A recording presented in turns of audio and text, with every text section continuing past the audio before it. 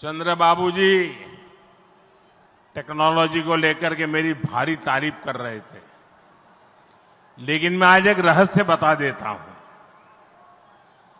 जब मैं गुजरात में नया नया मुख्यमंत्री बना तो मैं बाबू हैदराबाद में बैठ करके किस किस प्रकार के इनिशिएटिव ले रहे हैं उसका बड़ा बारीकी से अध्ययन करता था और मैं उसमें से बहुत कुछ सीखता था और उसे आज मुझे लागू करने का अवसर मिला है।